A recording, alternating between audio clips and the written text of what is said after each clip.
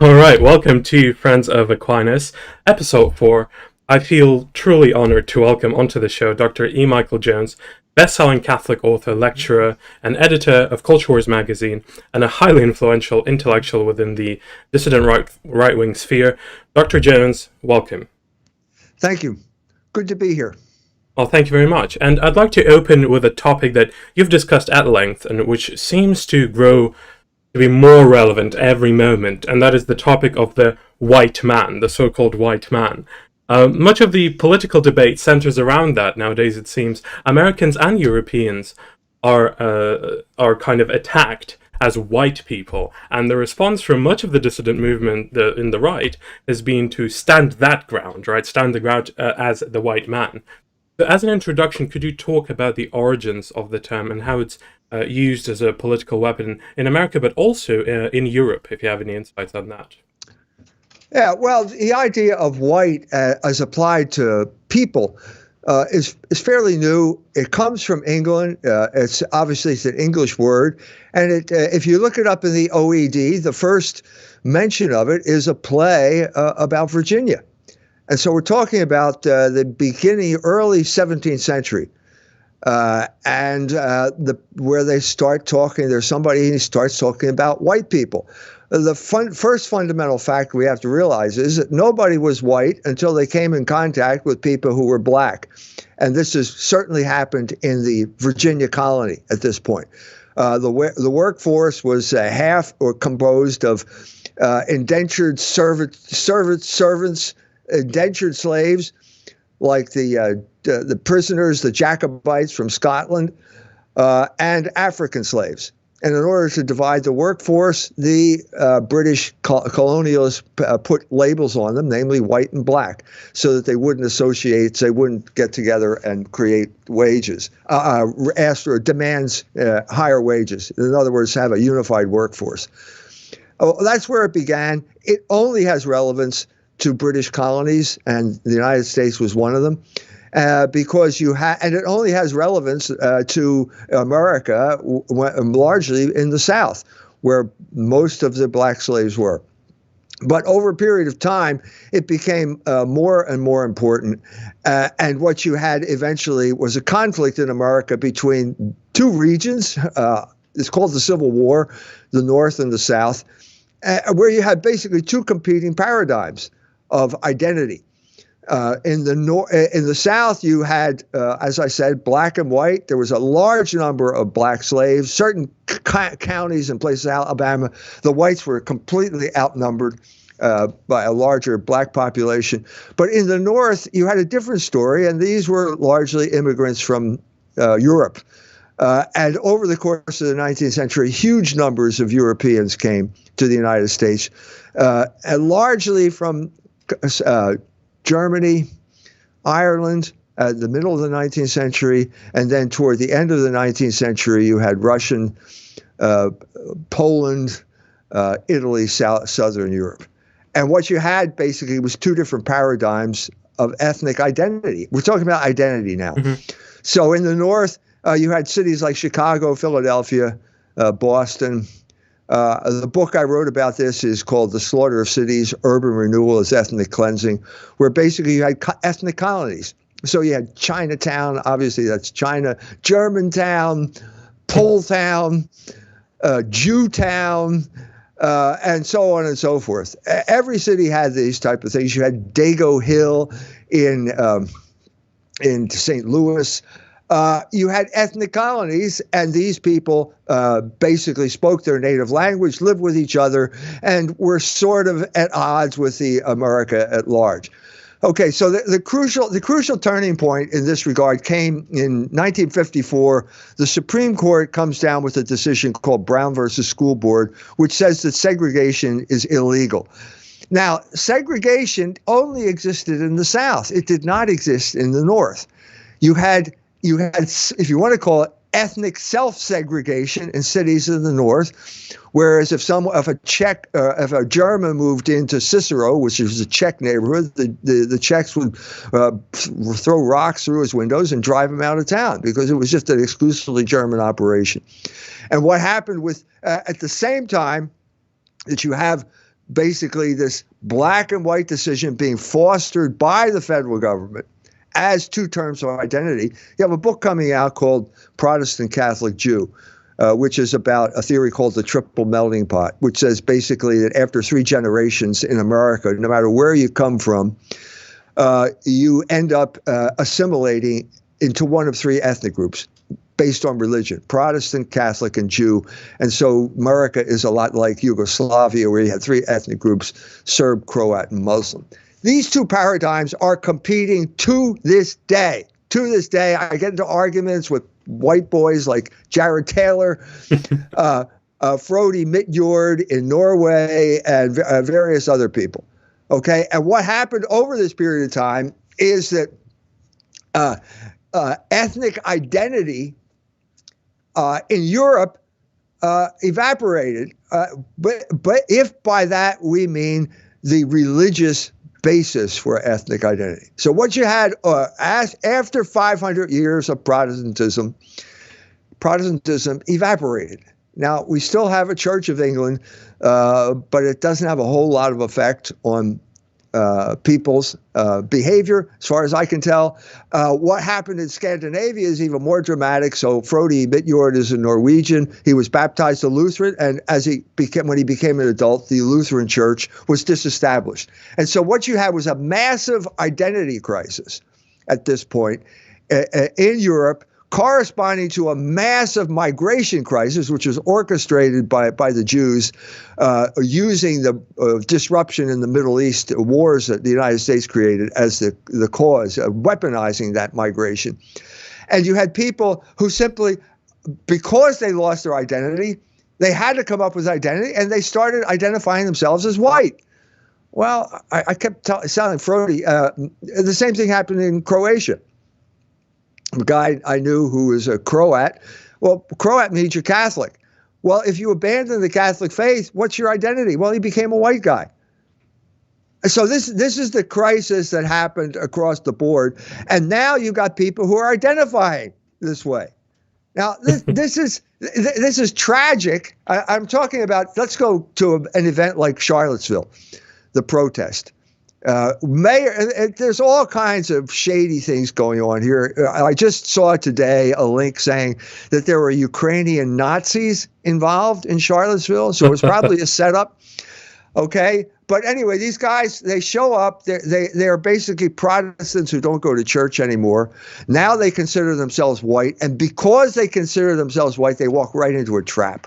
Because now, just as in the 19th century, these terms have always had value judgments appended to them. So in the 19th century, if you were in the South, white was good and black was bad. In the 21st century, if you live in America, white is bad and black is good. It's all a form of some type of social engineering. These are pseudo-identities that are forms of social engineering and psychological warfare, and they got weaponized at Charlottesville, where basically the white boys got thought they were peaceful demonstrators. They got lured into a trap, and basically Richard Spencer handed out spears, and he told them to charge the machine gun nest. The machine gun nest in this instance was the legal system. A Jewish lady. If I tell you the way she describes herself, it'll be reason for you to get banned. So I'm not going to say it. It's in the article. But anyway, she filed all kinds of lawsuits against these guys. So during this period of time, just as the black paradigm is rising, you have in many ways the collapse of the triple melting pot paradigm. If by triple melting pot you mean 3 equal groups, Protestant, Catholic, Jew, the main group being the Protestant group. That group has suffered significant loss of power. The Jewish group has arisen in power to the point where they now have Jewish privilege. And so they now can just attack anyone with impunity, anyone they don't like with impunity. That's what happened after Charlottesville, and the key factor here is the term white. If they can put that label on you, you're done. You're cooked, because white means white supremacy. That's exactly what it means, and that's exactly what happened what St. Louis. We went through this orgy. The same thing happened in England, where a certain group of people wanted to tear down statues. Yes. And in St. Louis, it was the statue of St. Louis. Well, wait a minute. I mean, I can understand maybe General Lee. He's associated with the Confederacy and slavery. What's Louis the Ninth got to do with anything? Well, it's because it was the real players in this. It wasn't black and white. It was Catholic and Jew. This was a Catholic-Jewish battle. But no one was going to say that until I got in. There was a guy who calls himself a Muslim. I assume he is, okay? But he was leading the charge. And the main weapon here was to say all those people who are praying to defend the statue are white supremacists. Well, wait a minute. Why are these white supremacists praying the rosary? This is not what. No, it was identity theft. And that, I mean, to sum this whole thing up, what we have here is a classic form of identity theft, whereas if they put these labels on you, you're done. And the best thing or the worst thing you can do is put the label on yourself, because then you're guaranteeing that your project would fail. So because I changed the label in St. Louis from white or white supremacist to Catholic, the Catholics won that battle. That statue is still standing. Well, I can tell you, unfortunately, Dr. Jones, that that kind of American mentality of white versus black and all that stuff, it is already encroaching upon Europe. And you see, people in Germany, in Spain, and Portugal, just all over Europe being identified as, these just blank slate whites who are also being signed up for, the whatever the supposed atrocity is at any given geographical location. And the way I see it is that many of Europeans who are now being born, they're increasingly on social media that is very American, or, other, by American, that's a bit of a euphemism, right? But that is increasingly American, and it is increasingly less about, it is increasingly less national and ethnic in a sense. And so what we have is this generation of Europeans who are like ethnic Americans almost. You see them, they start behaving like Americans, they start talking like Americans, they all speak English probably better than their native tongue. I'm exaggerating, but that kind of deal. And so that already has had such an effect, and I just fear that the effect is going to be ever so increasing into the future in Europe. Yeah, it is, because what you're talking about is either loss of identity or identity theft. And the main vehicle for this is American culture. But look, I had to do this. Sam Francis was here's interesting, because I'm going to have to describe him. I'm going to have to use labels to describe him. Okay, so Sam Francis was a writer. Okay, that's neutral. He was a conservative. And at that point, we're starting to get into value judgments here. He wrote for the Washington Times, had a column there. And William F. Buckley, who was the kind of pope of conservatism, or was here, got him fired. And at this point, he went through an identity crisis, and he became a white guy.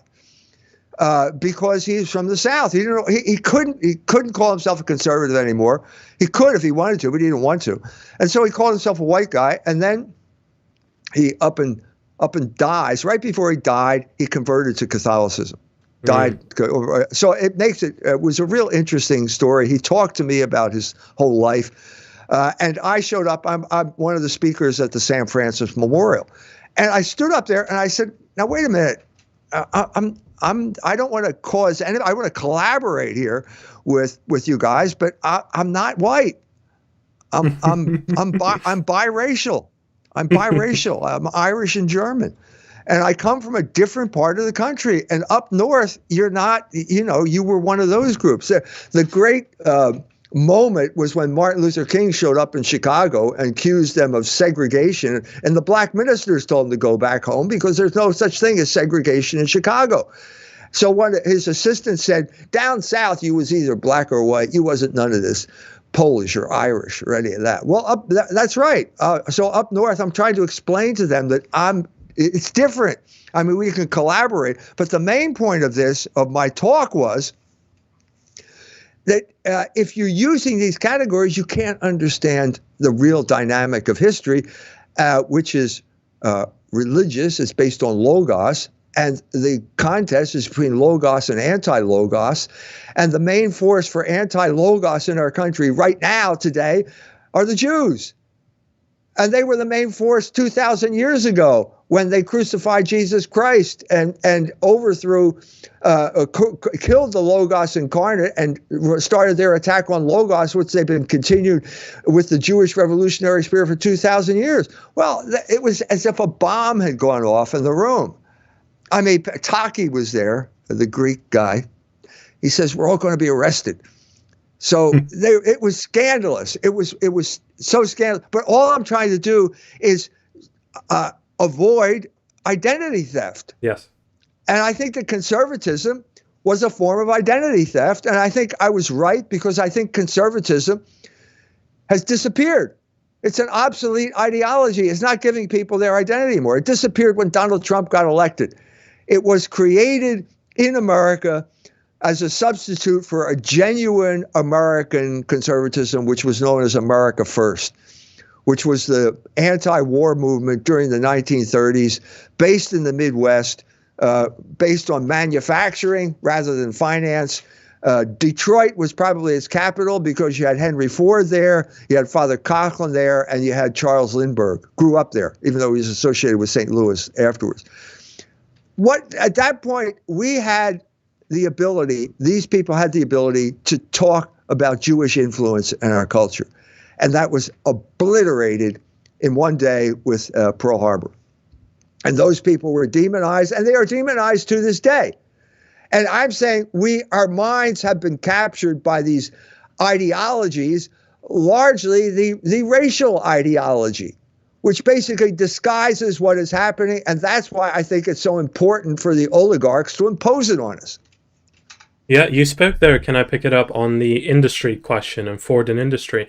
And you often speak of the Catholic understanding of value, how value is a surplus of labor. Ducats don't grow out of ducats, they can only grow out of labor. So the present economies, though, of Europe and the United States are what you're describing, I would definitely agree, are usurious economies. They don't really produce anything apart from pieces of paper that increase ducats. So, how was it that the West, that once produced so much, has been so industrious and laborious in the early parts of the 20th century and before? At some point something happened. All that production started to be shipped overseas. What happened? How did that happen? Well, the most recent catastrophe was the Reagan-Thatcher era, where basically they turned on manufacturing. They handed manufacturing over to the looters. And I'm talking about the people who engaged in leverage buyouts, who basically weren't providing any value. Not only were they not providing any value, they were destroying the instruments that did create value, namely the industrial plant of both England and the United States. It was a horrible, horrible situation. And they basically so the leverage buyouts come in, the king, the English guy, I forget who it was, forget his name, but anyway, come in, load companies down with debt, take that money as huge fees, and then the company goes belly up. And in the meantime, we're going to outsource everything to cheaper labor markets in Asia, mostly China. That has had a catastrophic effect on the West, on the working class, on the ability to produce wealth, on every aspect of it. And probably one of the major reasons for the complete deracination of what used to be called the working class, both in England and America. Mm-hmm.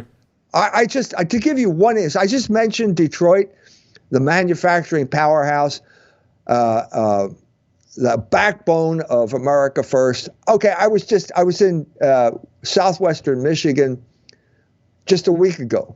And what was I going for? Like the opening of a factory? No, I was going to the Hemp Fest. So what happened in Michigan? They legalized marijuana. And now there's this big festival every year where you go and I remember marijuana from the 60s. This is completely different. I got stoned just walking around in the woods. This stuff is so powerful and there's so much smoke. So, but the point I'm trying to make here is what you did was you allowed Soros money, and Soros was behind this, to basically overturn the marijuana laws and create a completely docile lumpen proletariat Pacified, yeah. that produces nothing. Produces nothing. That makes sense. And in terms of, you mentioned there Thatcher, of course, and the state. This is what interests me and how you see it. So the kind of the practical relationship then between church and state at this point, obviously at the point of Thatcher and post-Vatican II, the state and the church have finally been kind of severed in my view. There is really no relationship between church and state now. So, and separation of church and state has been condemned by the Church multiple times, from Pope Gelasius I writing to the Emperor, Pius IX, Syllabus of Errors, Pius X. So how do you see that relationship between church and state on the practical level in the 21st century? If we did have a religious renaissance, do we have a blueprint of the relationship between church and state, and from history? And if we do, how do we modify it? The church, the Catholic teaching is that the church is to the state what the soul is to the body. Okay, the soul is the form of the body. The soul informs the body. Okay, so the teaching of the church has to inform the practice of the state. Now, there was a time after, I would say, the big crisis of the 20th century was the stock market crash of 1929. The church stepped in and wrote, Pius XI wrote Quadragesimo Anno, 40 years after Leo XIII's encyclical, in which he basically described what a just society should look like and condemned both capitalism and communism. It was Jesus Christ was crucified between two thieves. One was capitalism and the other was communism. Communism or socialism in England is the reaction that the state takes after it's been abused by capitalism. Capitalism leads to socialism, leads to communism. So if you want this was real, because I remember as a child, my friend his father would go to meetings run by Jesuits in Philadelphia, where they would discuss. He was the labor steward for the factory where he worked, and they would sit down with management and they would talk about how they could collaborate so that everybody makes out better. This is exactly the type of collaboration that Christianity enables. It's the exact antithesis of the class war that communism promoted and basically English capitalism created. It created a class war, and it created that by driving down wages to the point where you could not live on those wages. Now, this has been it's always been a problem. If you read my book Barren Metal, you can read about the same thing happened in Florence. The Medici got rich because they were actually made things. They made cloth. Cloth was the beginning of the money economy in Europe. It was the beginning of great advances in bookkeeping. Double entry bookkeeping was created in Italy, basically so that the Italians and the Germans could do commerce without carrying big bags of gold around. This is the type of thing that arose, but the problem is always the same. Every country, it's always the same. As soon as some guy like the Medici gets rich, they take their money and they start lending it out at usury. And at that point, the whole system contracts and then it collapses. That's what happened in England after the Napoleonic Wars, when Nathan Rothschild got established.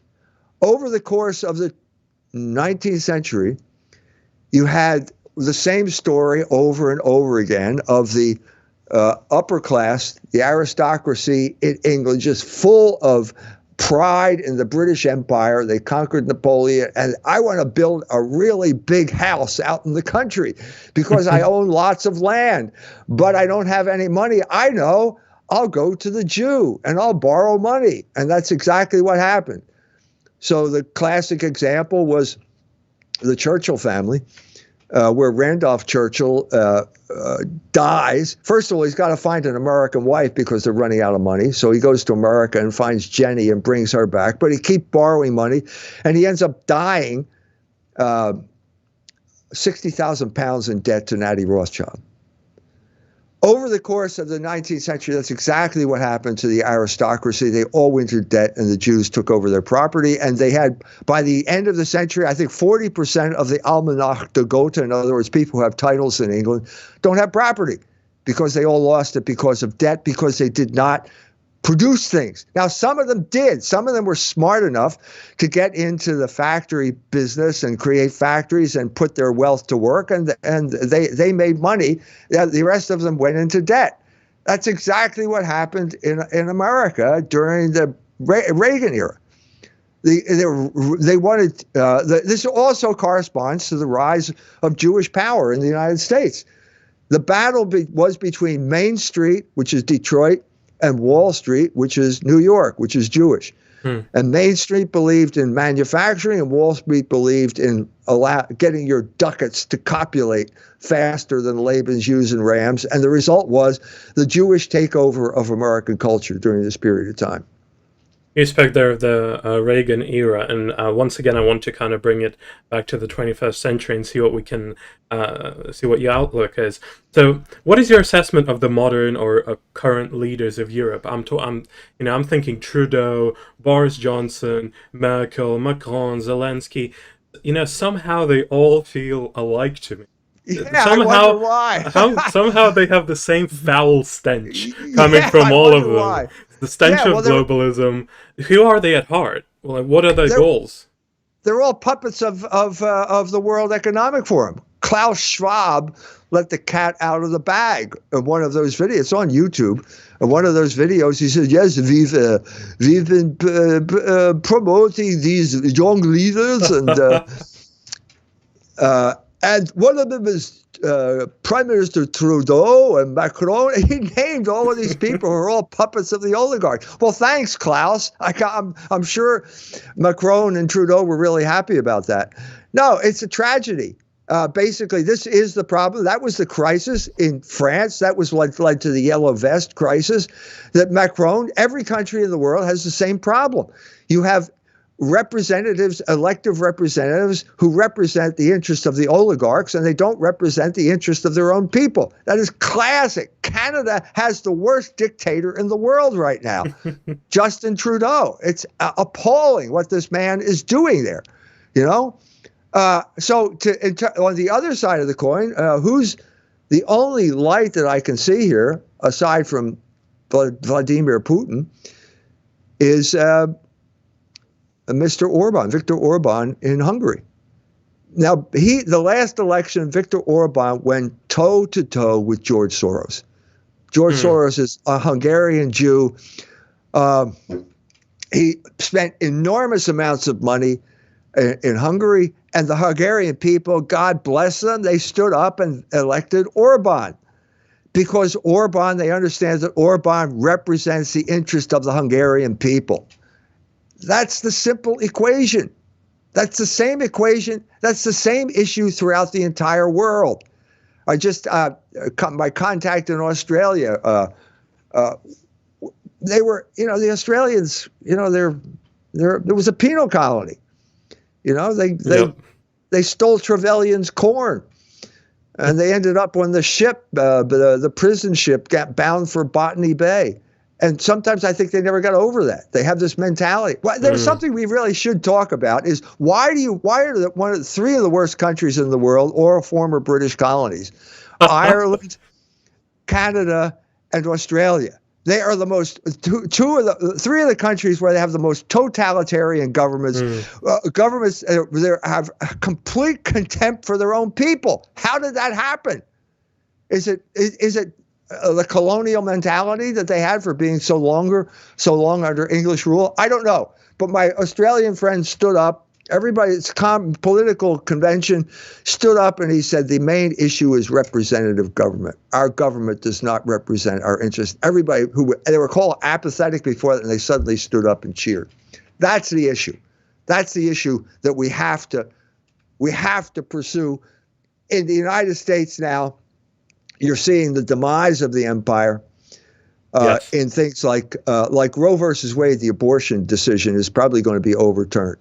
Yes. This is a great moment of opportunity because the Jews are going crazy at this point, and they're freaking out, and they're saying abortion is a fundamental Jewish value.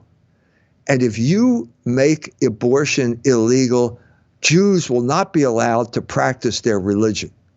Now, this isn't just one guy. This is the entire demonstration in Washington is all of these Jewish women holding up this sign. A rabbi stands up and he gives a lecture saying this is absolutely true. And then he says every single Jewish group agrees with this. Well, what you're really saying is that with Roe versus Wade, the abortion decision of 1973, the Jews imposed their religion on everybody in the United States of America. Well, why didn't you tell us that's back then? Because if you had said it back then there would have been a reaction, the appropriate reaction. But now what you're seeing is that has failed. That was basically an attempt to impose Jewish values on everyone. And after 50 years, it failed. The Supreme Court is realistic enough to understand that. And they're basically going to put the matter back hand it over to the states. That is the end. That's the beginning of the end of this imperial overreach. Is Putin any different? You mentioned there as him being perhaps a savior. Is Putin any different to any of these crooks? Yes, because he represents the interest of the Russian people. He is a Russian patriot. And in that sense, he's like Orban, who is a Hungarian patriot. What we need are people who will represent their own people and not be adversaries whose job is to cripple and control their own people. Look at the state of Michigan. You got 3 women running the state, and now they're promoting marijuana and conspiracies. The FBI was going to kidnap the governor or the Michigan. These are people who see the people of the state of Michigan as their enemy. We can't go on electing people who perceive their own people as their enemy. And what is the main reason they get elected? It's Jewish money. It's IPAC. Well, Dr. Jones, perhaps many of those people don't even view Americans or the English or the Germans as their own people because they belong to a certain other demographic of people. Could that be also the case? That is exactly the case. Like Zelensky, I think that is the prime example right now. He's sending Ukrainians over to die by their thousands. He doesn't care. And why would that be, I wonder? Yeah, because as even Tacitus said that these people only respect their own ethnic group. They don't have any concern for the common good. The modern era began when Napoleon went to the so-called Sanhedrin in France and said, "Are you willing to support France?" And they said, "Sure we are. Jusqu'à la mort, unto death we will support." It took about 5 minutes to realize that as soon as Napoleon emancipated the Jews, they started preying on the French people. When he came back from the Battle of Jena, he comes into Strasbourg. He's getting nothing complaints from the French, who are saying the Jews are exploiting us now. The Jews view us as game, fair game for their exploitation. That is how many dual citizens do we have in the United States government? How about Jonathan Pollard, the greatest traitor in the history of the United States? Okay, Trump is doing everything within his power to basically do whatever the Jews want. And so Sheldon Adelson is a big contributor. He's a big casino magnate. And Sheldon tells him, "I want Jonathan Pollard free." Now, the entire military intelligence establishment was dead set against this because of the damage he did. Trump springs him. What happens then? Sheldon Adelson sends his private jet, picks up Jonathan Pollard, flies him to Israel, and who meets him at the bottom of the on the tarmac? Benjamin Netanyahu as a hero. This man is a Jewish hero because he betrayed the United States of America. And then he goes on to give a speech 2 weeks later in which he said, it's the duty of every Jew to betray the country he lives in. Well, we're supposed to ignore this? Pretend like polite people don't bring this type of stuff up? Well, this is the problem. This is precisely the problem, because that group of people who only represent their own interest has created a government that simply does not represent its people. It's that simple. Mm. And Indeed. that's a problem. Because of the reach of the American empire, it has become a worldwide problem, and certainly a problem in Europe. Certainly a problem in Europe. The classic example being Germany, where they've been subjected to ruthless social engineering at the hands of Jews who came there after the war, intent on vengeance, and basically crippled the German psyche. So now you have Germans like Olaf Scholz, this kind of zombie who is just sleepwalking to war with against Russia. This is completely against the interest of the German people. It was obvious that one of the main reasons for igniting a war in the Ukraine was to cut Germany off from Russian energy, which is precisely what they did. Indeed. Precisely what they did. Germans turned off the pipeline themselves. This is crazy. But this is the pattern that has been established. You have this loyalty to some type of oligarchic elite that is determined to destroy you. This is crazy.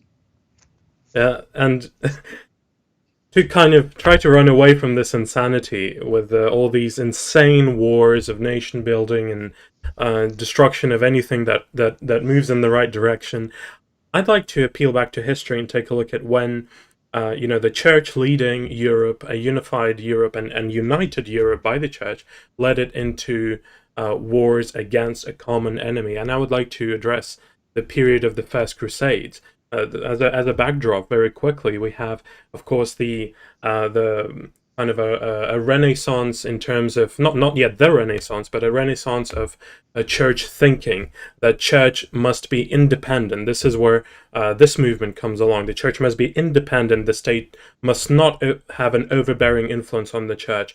The opposite must be true. The church must lead the European monarchs into a brighter future, effectively. And what the church at that point said, look, can you stop killing yourself over pieces of land that you have claims on? Instead, could you please come together and into this holy army, shall we say, and go and fight for the holy land of God, for the pilgrims? What is your assessment of that period leading up to the First Crusade and the First Crusade in general? What impact did it have on the shape of Europe and the church? First of all, it created fractional reserve banking, because those knights, this is a period where if you wanted to take money, you had a big bag of gold. If you wanted to do commerce, you had to go to fairs and carry bags of gold.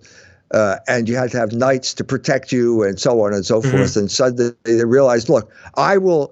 You've got a branch in over there. I will put my gold here. You give me a piece of paper, and then I'll hand the piece of paper in over there, and that way I won't be robbed by pirates. So that was one of the great benefits that came from this. But what you're talking about is a period. Let's go back a couple centuries, and you have Europe simply being pillaged. Yes. One way or the other by one group or another. So in the south, it's the Saracens. They're constantly under attack by Muslim pirates and Muslim invasions. In the north, it's the Vikings. And civilization is just struggling to emerge from this because every time, the harvest is ready, these Vikings show up and burn everything down. You got to run into a castle, and it's terrible, Yes. Finally, with the Middle Ages, certainly by the 13th century, you have the emergence of cities and the power in these cities rather than simply in isolated monasteries or castles. And suddenly you have a huge outpouring of culture. In Paris, it was basically the adoption of Aristotle. Greek thought, logos, starts to flow into the academy, and you have people like Aquinas reading Averroes, which is the translation, the Arabic reception of Aquinas, and coming to unheard of breakthroughs. So just to get, this is also manifested in art, probably manifested in art even better. This is the time of Giotto. And Giotto and Aquinas are almost contemporaries. And I'm saying that Giotto understood what Aquinas did, a complete revolution in aesthetics, away from Platonism, because Platonism had constricted thought, aesthetic thought, for centuries. He was a very influential figure, and basically he was saying that the mind imposed categories on reality. And to some extent, that's true. Like a temple. What's a temple? A Greek temple. It's basically geometrical figures imposed in stone. Okay? Triangles, circles, squares, and you put them together, and you have this combination of matter and form that is powerful. Okay? There's no question it's powerful, but it's constricting. And it's not necessary anymore because Plato didn't know about the incarnation.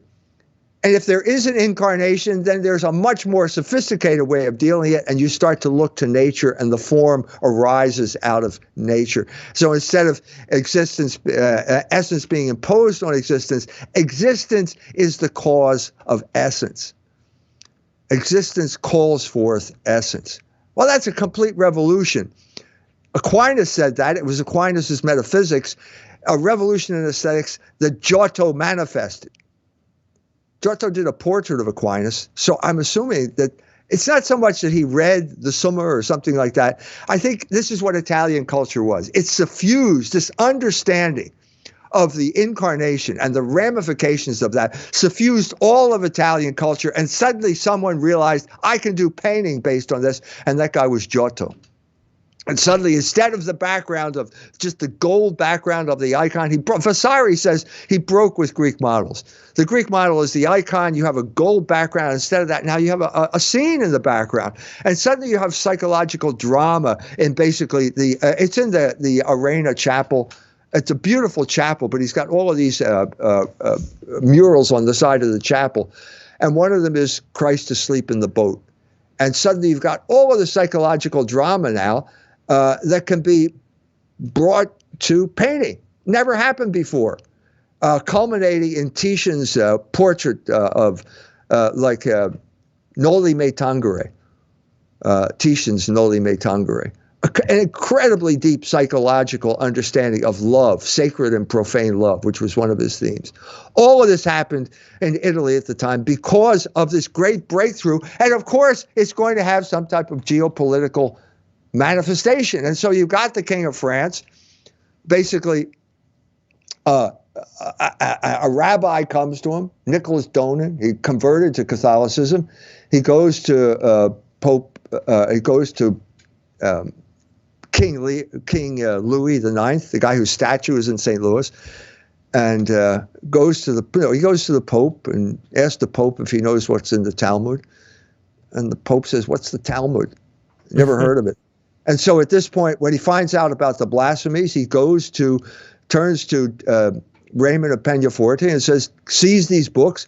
If they're what this rabbi says is true, I want you to burn them." Well, the man who burned them was Louis IX.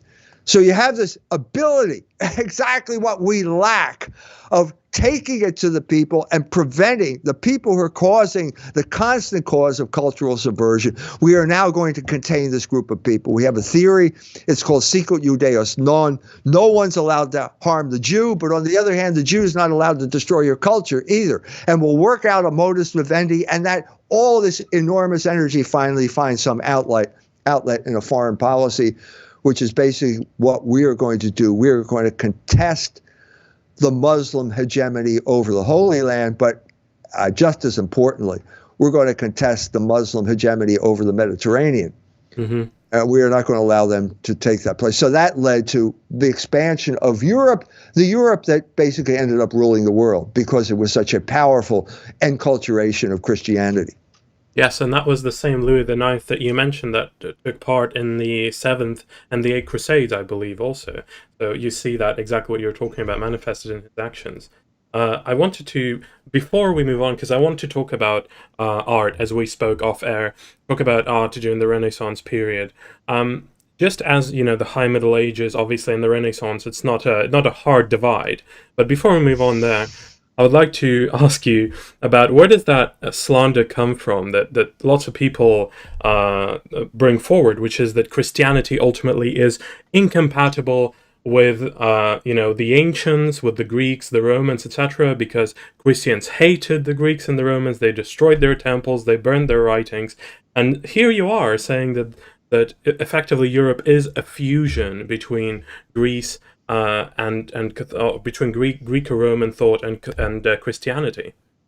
A Greco-Roman thought and the Hebrew scriptures. Yes. That's what Christianity is. Yes. That's the synthesis.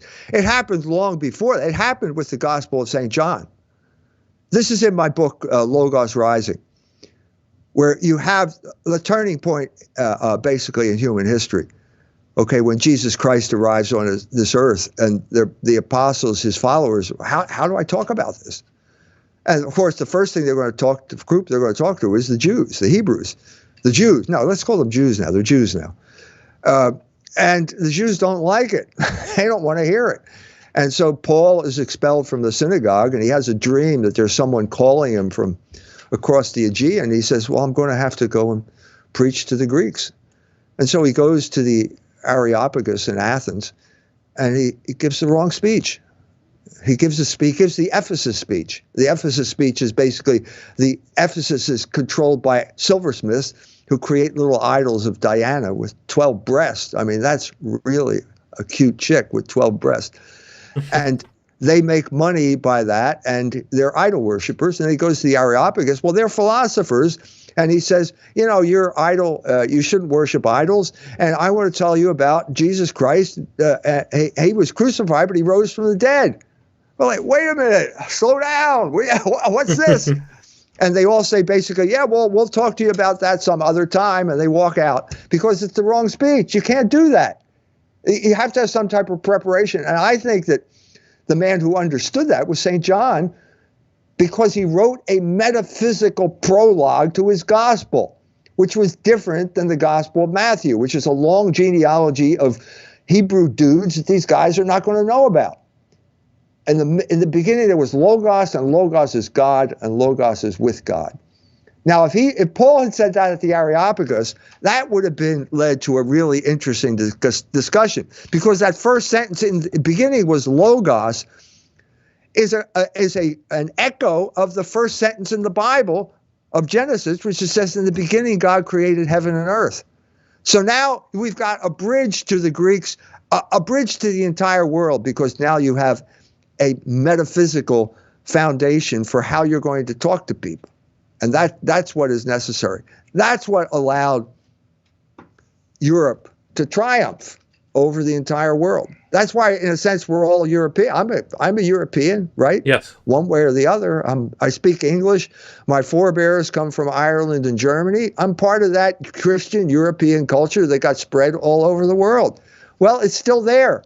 And it's still waiting to be activated. And we have to be able to activate it, because in order to break the Jewish hegemony over our cultures that is destroying us, we have to be able to do this. We're not going to survive if we don't. Well, interesting that you've called yourself a European. I'd like to pick up on that and return to, at the very beginning of our talk, we talked about the category of white, yes?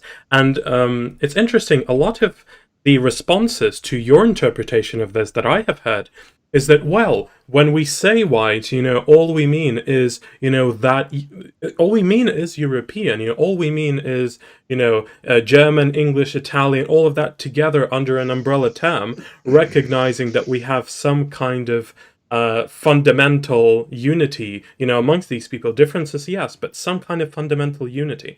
What response do you have to that white is, that description is just an alternate version of European, effectively? No, it's completely different, because it's racial, and it's biological, and it's a form of biological determinism.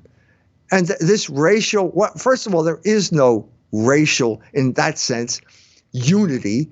Yes. In Europe, you're imposing something, an American category on Europe, where it simply does not apply, because there were no black people in Europe. You can only be white if there's a black person around. Okay, so basically what you're doing is disguising, obliterating the real source of unity in Europe, which is Christianity. It's not whiteness. That's ridiculous. First of all, what does it mean to be white? What does it mean? Does it mean you act in a certain way? Well, they would say, yes, look at the Europeans act the way they do because they stopped being barbarians and started being Christians. If it weren't, I've said this before, but if it weren't for Christianity, if it weren't for Catholicism, the Germans would still be chasing pigs through the forest, because that's what they did before they became Christians. It was not a pretty place.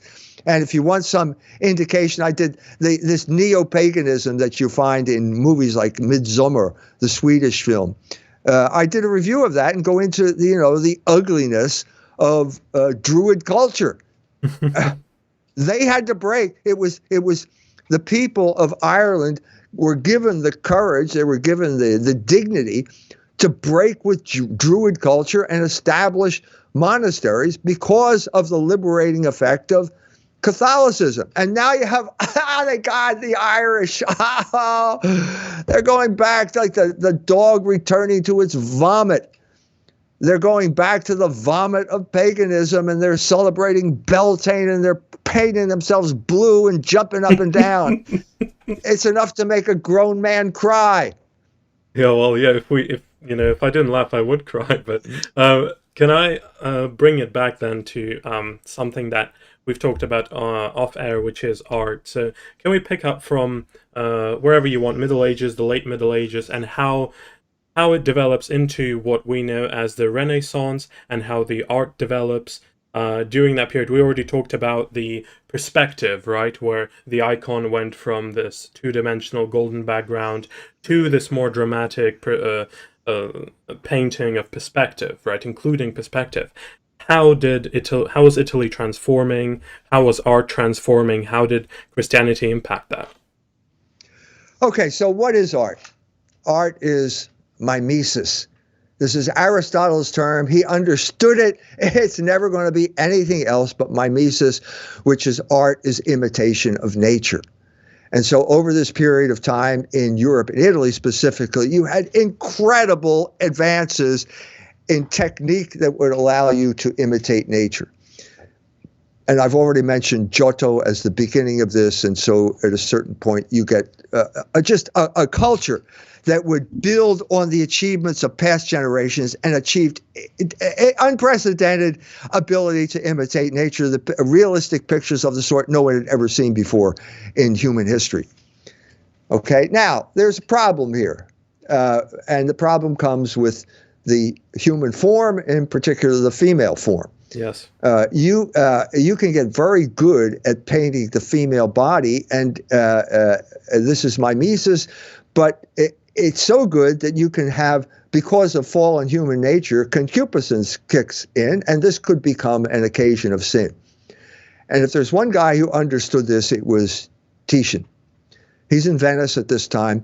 His best friend, Arezzo, is a kind of con man poet. He was a hugely important figure, literary figure at the time.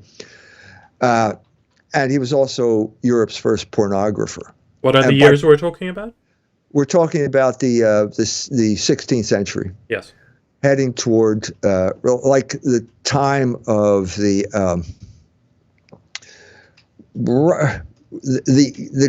time that the Reformation is starting in Germany, yes, up in Germany. There's a crucial connection here too. So you have Arezzo. We have the printing press.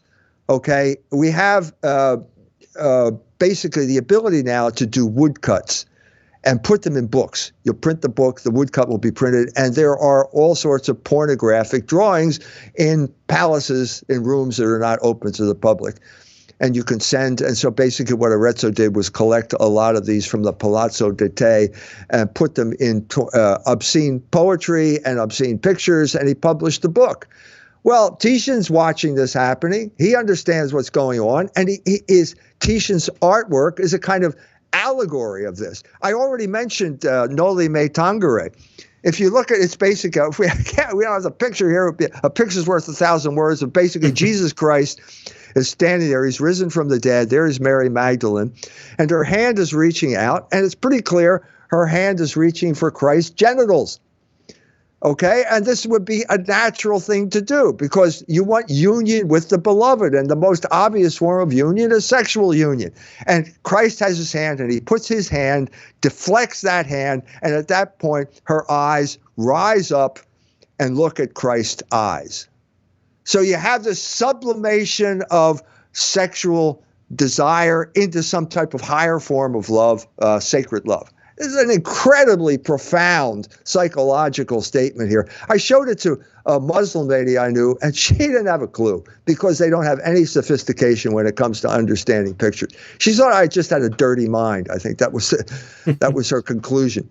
But anyway, this is what we're now having a crisis here. We can see this crisis because it can very quickly tend toward pornography. And at this point, it's 1525, German mercenaries basically sack Rome. And they not only sack Rome, they take their horses and they stable their horses in the Sistine Chapel, which Michelangelo had just painted, and they have never seen this type of thing. These are German Protestants who have a grudge against Rome to begin with. And I'm saying they went back to Rome and they started saying, you wouldn't believe what I saw in a chapel. Now, they were in many ways right because there were cardinals at the time, including Federico Borromeo, who thought that chapel was, the drawings, the nude figures were inappropriate for a chapel. In another context, it might be okay. And then on top of that, you have Karen and the river Styx. What gospel is that in? So you have all of this kind of pagan and all this type of stuff. It was a huge controversy among the cardinals at that time. And so you can imagine what basically illiterate German mercenaries are going to think. And so what you have at the same time, the pornography is arising in Italy. You have iconoclasm breaking out in the Germanic countries. And now there's going to be a crisis because what are these religious images worthwhile, or are they just temptations, occasions of sin? And at this point, the church had to step in. This is the time of the Council of Trent. And basically, the church rescued art. Yes. From the iconoclast. I mean, they were wrecking buildings. What happened to the cathedral in Antwerp? You'll pardon the expression, but it was English hooligans and Calvinists and Anabaptists who basically wrecked the cathedral. And they swept northeast and they wrecked basically every church they could find. And this is a serious crisis. And the church steps in and says, draws the line, and basically says there is a purpose to art. It can increase devotion, and we should not throw the baby out with the bathwater. And the man who embodied this was Rubens, who actually was the genius, who was the epitome of the counter-Renaissance, and the power, the Catholic power behind the counter-Renaissance, which is basically, okay, well, you're going to take stained glass windows out. Well, we'll show you, and we'll do something like the Baroque church. Close. One of my deep spiritual experiences was visiting Kloster Ettal in Bavaria. This fantastically complicated and unified Baroque architecture of that the monastery on the Danube that I visited, Kloster Melk. Just Google that. Google the library. Google the church at Kloster Melk, and you know what I'm talking about. This and it saved art, and we had this outburst of art that in music. Just the culmination. Yes. I don't know where. I mean, I'm saying that Rubens is the epitome of how the Catholic Church saved the art world and prevented both pornography and iconoclasm from destroying it. Yes, the Counter-Reformation is one of the rescuing periods of the church, and I must agree with you. Well, I don't know how you rank about the Baroque, let's say, up against something like the Gothic, the earlier period. Some say that the Gothic style is a purer and a more Catholic style, but they also say that ultimately the style of the Counter-Reformation, the Baroque style, is also quintessentially Catholic. I don't know where you stand on one versus the other, purely on your taste grounds. I'm not talking about taste. Yes. This is not a matter of taste. This is a matter of aesthetics, which is objective. Yes. And I'm saying I mean, look, there is a development here. Okay, I mean, basically, if you're talking about architecture, you have two pillars and a beam, and that's a temple. You have two pillars and an arch, and that's a Romanesque church. And you have two pillars and a vault, and that's a Gothic cathedral. So there's a technological development that's going on here. But the achievement of the Gothic, this kind of soaring style, where suddenly the heavens are opened up to you. That's a great achievement. That's very spiritual, but I mean, the great achievement here is that the Catholic Church is not exhausted by one style. Yes, and the exuberance of the Baroque is basically the exuberance of a church that is opening up to the entire world, and we can deal with it. We can deal with this whole thing. We can deal with sending ships over to America. We are just really full of confidence because of the faith. And this is a really great expression of the exuberance of our faith. It's exuberant. That's the only word. I keep saying this word over and over again, but that's the word that is used to describe that. It's like, what is the essence of beauty? It's unity in multeity. That's Wordsworth's, Coleridge formulation. He was right. He was a genius in that regard. That's what it is. It's never going to be anything else. And where do you get that sense of absolutely crazy multiplicity? And yet it's all unified at the same time. So the more multiplicity you have and the more unity you have, the more beauty you have. And so the more exuberant you are, the greater the beauty. That's what I'm saying here. Yes. And how do you compare that exuberance to what we have today in terms of, post-World War II architecture and art? Well, yeah, that's the problem. That's the problem. So obviously, it's after World War I. It's clear that the church is not in charge of anything. That even countries that are nominally Catholic are really not thinking in a Catholic way. And so as a result, they're going to be prey to ideologies. And the ideology at that post-war period was the machine. They were just fascinated by this mechanistic universe that they had inherited from Newton and other people like that. And so they started creating buildings that were machines. And that's precisely the word that Walter Gropius used. It was an apartment building. It was a Wohnmaschine. It was a machine for living in. And I dealt with that. But so there was this kind of radical simplification going back to the old geometry, basically, of the Greek temple. It's pretty clear. It's just squares, and a repudiation of all of the decoration that made Baroque architecture, or the Beaux-Arts in France, so appealing. And then it was promoted. It really came into its own after World War II. And because after the defeat of Germany, Walter Gropius's firm split off. One of his guys went to Moscow and he went to Harvard. And between the two of them, Bauhaus spread all over the world as the kind of materialist. It's kind of a materialist architecture that is cheap and can be built really quickly. And so it was good for a place like Germany, which had been destroyed. So you can build up everything real quickly. It's just it's so boring. Everybody hates it. That naturally led to a reaction.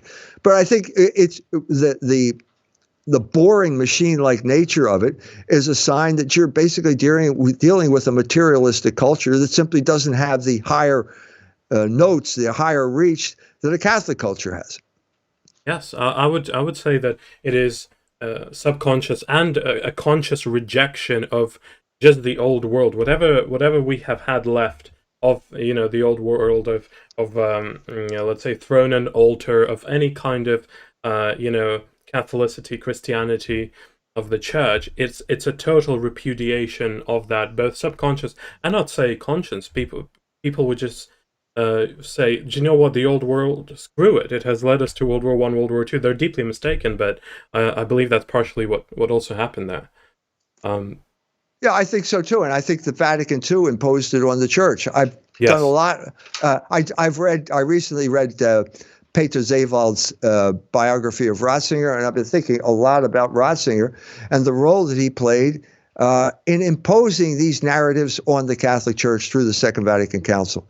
Yes. I'm working on a book on that right now, or you can read my review of Zawald's book in the next issue of Culture Wars. And what I think it had a devastating effect, and basically because Ratzinger internalized the commands of his oppressors, and I mean the Americans here, the Americans who imposed ruthless social engineering on the German people when Ratzinger was an impressionable young man, and he accepted it. He accepted that narrative, and there was a group of people in Germany that simply didn't want to deal with the past anymore. They felt that they were guilty. If they continued to dwell on the past, that everyone would just be wallowing in guilt. So let's make a break with the past. This is the type of rhetoric that you would find in Gaudium et Spes. Ratzinger was the man who basically orchestrated the overthrow of Ottaviani's preliminary documents. He had been brought to the council by Cardinal Frings, who was an old man at that time, who was blind, couldn't basically do anything other than be a mouthpiece for Joseph Ratzinger, who was the theological wunderkind. And the Vatican II was his masterwork. And it turns out that it didn't have the effect, the implementation. I'm not challenging the validity of any of the documents, but if there's an ambiguous passage in a document, as there is in Nostra Aetate, where it says the church opposes all forms of anti-Semitism, yes, you're going to have to define that term. You can't just say that. What's that mean? We have to sign up for the ADL every time the ADL calls you an anti-Semite, that the church is going to cheer? No, that's what happened. That's precise because of the ambiguity. That statement has to be interpreted in light of tradition. Every council statement has to be interpreted in light of tradition. And that's precisely what did not happen, because the Vatican Council became an excuse for a cultural revolution to sweep through the church. And of course, that was the era when we got a lot of these ugly Bauhaus churches too. So it's not surprising. And of course, the horrors of the clown masses and the taking out of the tabernacle and the altar rails. It's just a total decimation of the church and of the liturgy also. Of course, that we can talk about that. That maybe, if you decide to come on again, that may be a whole episode worth of a discussion, Vatican II and its consequences. I would be happy to send you the review, and that I think that could serve as the basis for a good discussion on these issues. So, all right, if any of you want to send your questions, this would be the time now, and we're just going to wrap up. I'll ask a couple of questions. If there are any questions from the viewers, we'll take them, and then that would be it. So the question I have is on literature. I wanted to ask you about two authors in particular.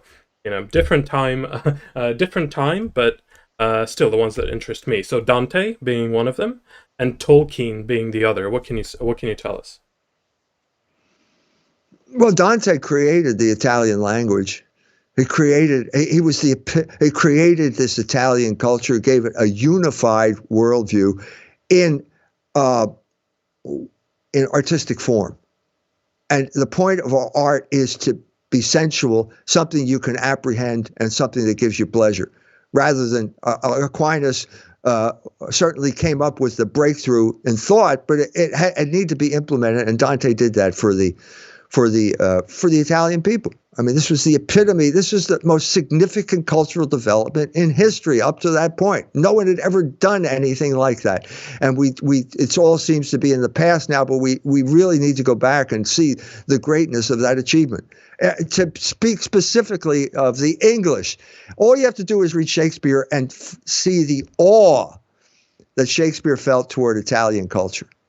all of those plays that are set in Italy, because Italy was basically the center of the epitome of progress in every area of life, certainly in the arts. Okay, so that's Dante. Now Tolkien, I wrote an article about Tolkien, and I talked about Tolkien's failed quest, and got a lot of people angry. But we're talking about a particular period in England. We're talking about the Hobbit and Lord of the Rings. A man, Tolkien, his real name was Tolkien, which means bold in German. He's a German living in England at a time when England is at war with Germany. Okay, now a South African actually, but German heritage. Okay, and he's in a bind. Okay, and he's got this fertile imagination, and during the 1930s he comes up with this basically story that he starts to tell his children, and then he writes it down, and it got kind of popular. And then he decides to do a sequel, and that was The Lord of the Rings. And it's look, who am I to say? It's a great book. And it has so many great moments in it that we all know about, like the Minas Tirith and the defense of Minas Tirith, and Denethor throwing himself on the funeral pyre, saying the West has failed, and the fighting courageously at the gates of it's Vienna, and when the Polish cavalry shows up, it's just a great moment. Okay, that's what Minas Tirith was about. The riders, what was it? The riders of Rohan. Yeah, of Rohan. Well, that's the Polish cavalry. Okay, but there's a central image there, and this is the problematic part of Tolkien. The image is the ring. Well, what's the ring? What's the ring symbolize? And now, first of all, Tolkien was a little bit dishonest here, okay? Because some people noticed, well, wait a minute, Wagner wrote an opera about that, didn't he? And when they bring that up to Tolkien, he says, oh, that's got nothing to do with it. It's just because they're both round. Well, Tolkien did go to Wagner. He went to those operas as a young man, and he was completely bowled over by them, which is obvious. But there's a problem here, and I could never figure out what the ring was in Tolkien. And I didn't realize this until I really sat down. Like I had done work on Wagner in Dionysus Rising, but I just focused on Tannhäuser and Tristan and Isolde. And when I finally sat down and started listening to the Ring Cycle, this Das Rheingold, I thought, I understand the ring.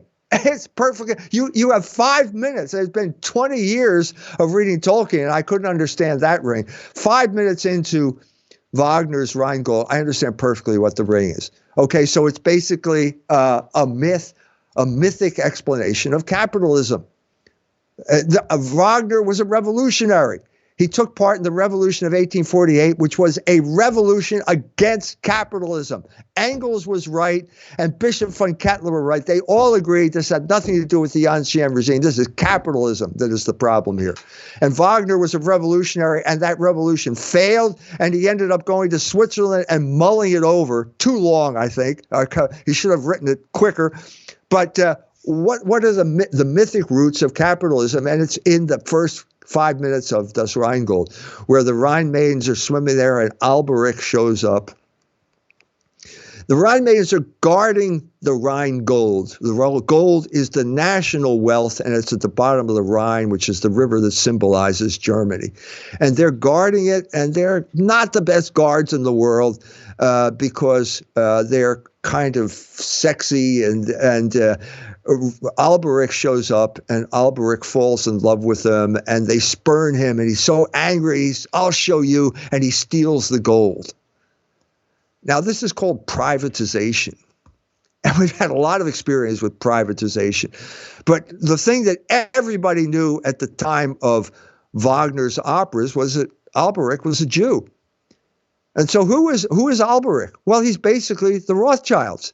And what happened when Napoleon went marching through the German principalities? The Prince of Hesse-Kassel comes to Rothschild, the old Amschel, and says, take my money, so that Napoleon doesn't get it. He immediately ships it over to London, and Nathan makes a killing betting on the consul. Now, what happened here? What did Alberich do? He took the gold and turned it into a ring. So this is the gold standard. I don't want to be really crude and literal here, but it's the gold standard where, okay, I'm going to put the ring, I'm going to put the gold in the bank, and I will lend it to you at usurious interest. And that's how Alberic enslaves everyone. So he's got all these little dwarves. They're tinkering away. You can hear the little hammers banging on gold in the basement there. That's how the Jew gets control of everyone. Now, this is clear in Wagner, and Tolkien is really conflicted. Now, if you read The Hobbit, it's pretty clear that the dwarves are Jews. Yes, he even speaks of it in an interview. That's right. And Peter Jackson turned it into Zionism in that stupid rendition, really stupid rendition of. But anyway, I don't want to badmouth Peter Jackson. So it's Jews. Well, at this point, look, Wagner feels that the Jews are the enemies of the German people. They captured them through usury. And there's a case can be made that they did the same thing in England. But we're now talking about the run-up to World War II, and Tolkien can't really bring himself to do this. And so he wrecks his own symbol. He wrecks his own symbol by making it basically incoherent. I think that the ring in Tolkien is incoherent. And I think that the whole thing suffers, even though there are great moments in it. I think it suffers because of that incoherence. It's more coherent in The Hobbit, which is not as great a book as Lord of the Rings, but it's still there. He had to defend the Jews because they were being persecuted by the Nazis. He didn't want to be considered a German turncoat. You know, he wanted to be considered a loyal member of the British Empire. He was a Don at Oxford. And so he compromised his art to be respectable. That's my take on Tolkien. Something I want to connect it with this idea that you spoke about, which is today, the foot soldiers of the regime. The latest craze is the homosexual. Yes, that is the foot soldier of today's regime. And to do with Tolkien, there's this throughout the books and even the films, this relationship develops, of course, between Sam and Frodo, and they are really inseparable, and they go through war, they go through destruction, death, everything for years and years, and then they come back and they have this, inseparable bond between each other. And what you have is, the modern, perverted, basically Jew mind taking this story of true paternalistic kind of love and care for each other through war, and they basically try to turn it into a homosexual story. What's your take on that, on these articles saying, look at Frodo and Sam? No, that's outrageous. That's projection. That's their dirty mind, projecting their own dirty mind on something that's not there. Tolkien was very clear. He said that, what did the term Batman mean? I was Kaiser Bill's Batman. It was your servant, basically, and officers had servants, and they were loyal people. And that was Sam Gamgee. It was his Batman in World War I. And he just thought that this was Little England. The Shire is Little England, The same thing that Chesterton talked about. Valorized. The little guys who are it's the same thing happening now. It's like the white people over here who are demonized because they're not on board, because the certain groups hate them and they want to destroy them. These were the poor people in England, the Little Englanders who held the place together and did all were essential in these big battles and never got any credit for it. That's Sam Gamgee. That's who he is. Okay, well, just going to take one or two questions from the audience and then we'll finish off. Restoring the Faith asks, how important is art and aesthetics in the home and for raising children? And how can one avoid the drab modernism in our made-in-China world? It's extremely important.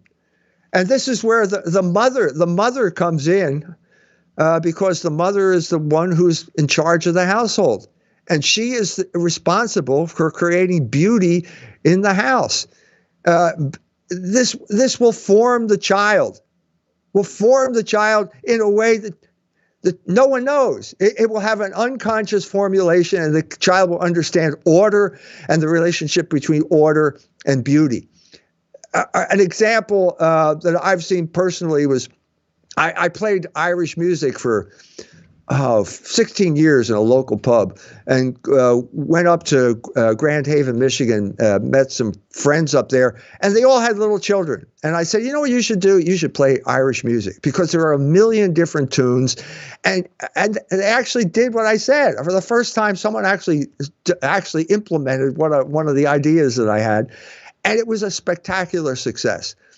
So you have no idea of what it's like to stand there and look, this 3-year-old who can hardly talk to you playing a tune on a flute, because they have this intuitive. You can do this. It goes to their mind, and it organizes your mind before you can even understand what organization is. You live in an orderly universe because that melody has a beginning, it has a middle, and it has an end.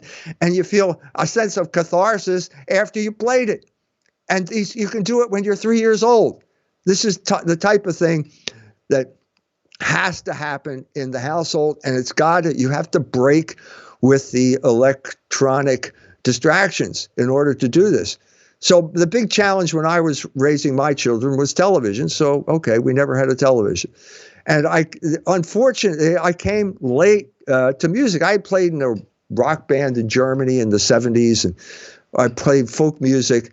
But the thing that got played here was the trumpet companies, and Elkhart would sell you brass instruments, and you played in a brass band, and that wasn't really conducive to the household. But when we finally got to the Irish music, we got these instruments from my wife's mother's house, and we had a fiddle, and my youngest son played the fiddle, and my Russian daughter-in-law played the accordion, and I played the guitar, and we just had a great moment here where we could all play this music together in the family. We could play it at pubs. We could play it all over the place. It was great because it helped form the mind of those children at a very early and impressionable age.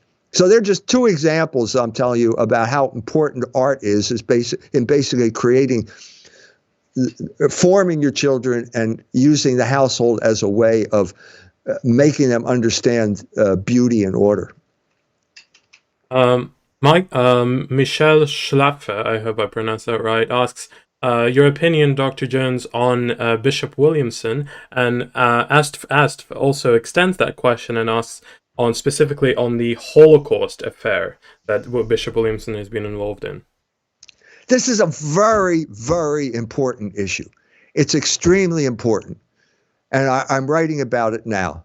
Okay, because basically.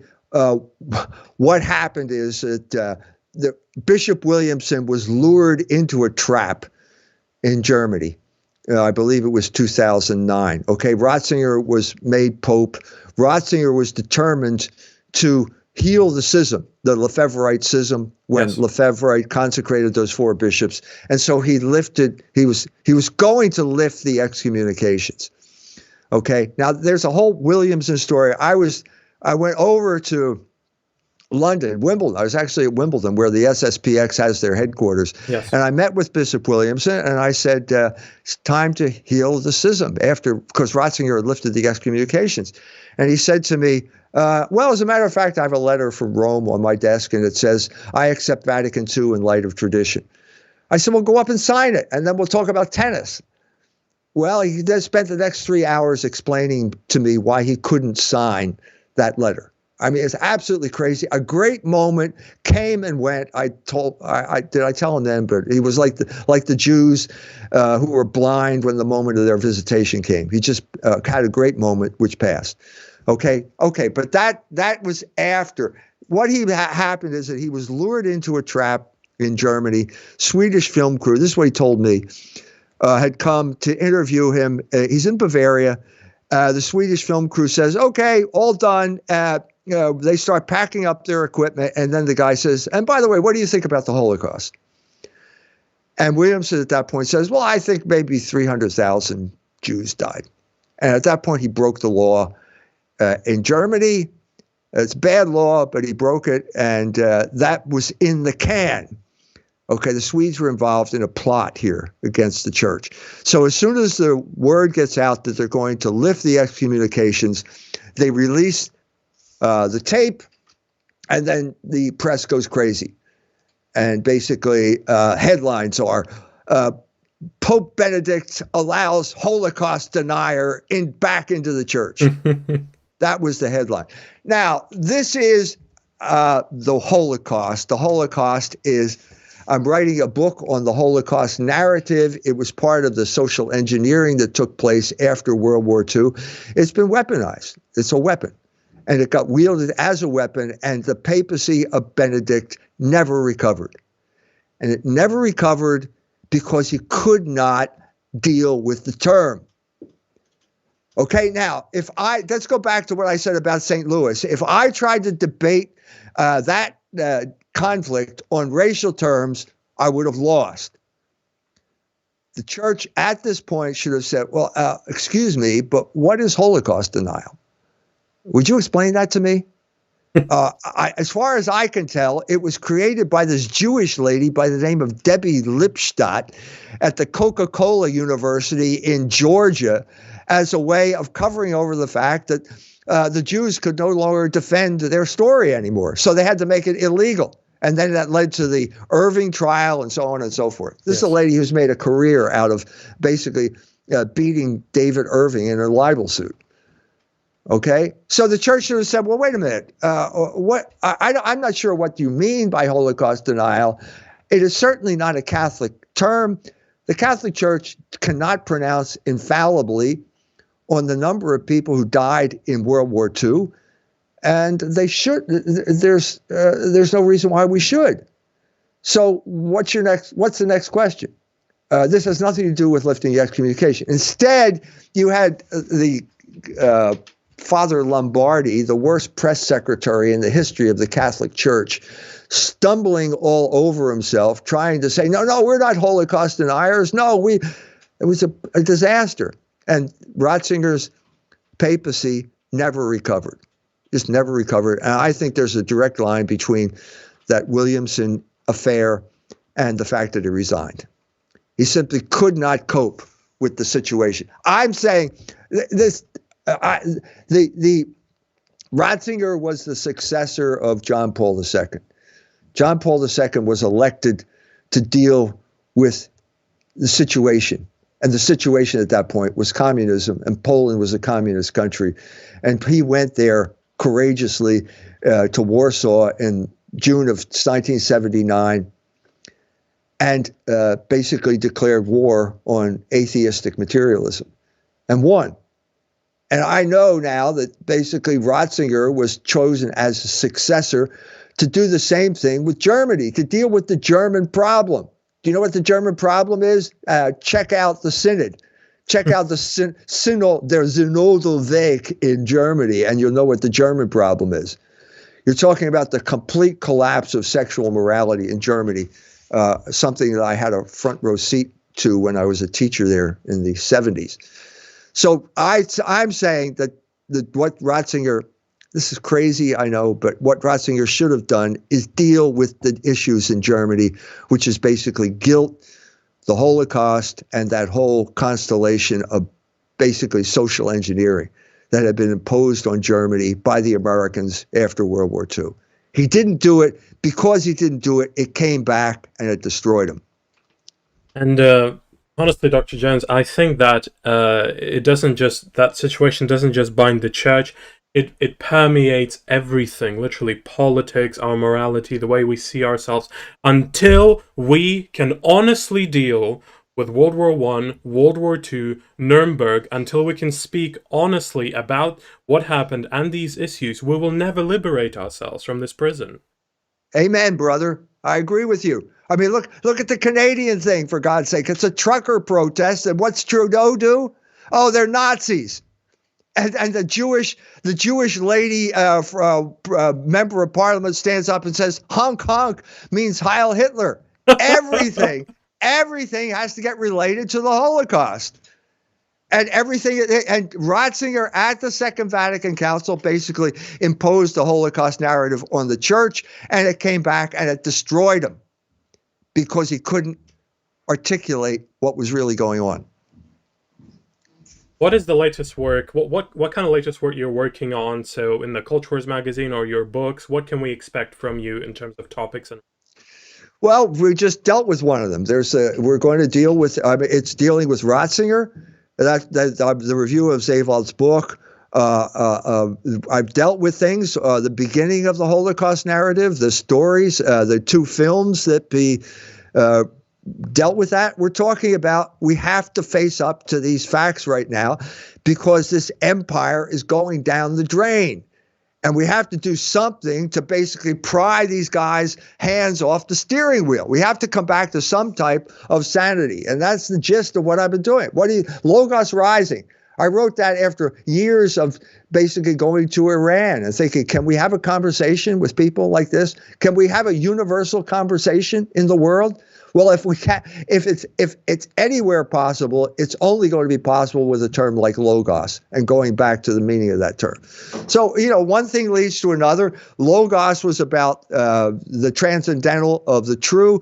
The dangers of beauty is about the transcendental of beauty. These are all transcendentals. They lead to God. We have to reopen this transcendental dimension to our lives. And this is not the point in history to go back to the vomit of racial materialism. That's really stupid. And I think anybody who does it is the unwitting victim of basically government operations. I think that's what these things are really about. Dr. E. Michael Jones, best-selling Catholic author, lecturer, editor of the Culture Wars magazine, thank you so much for joining Friends of Aquinas today. Thank you. My pleasure.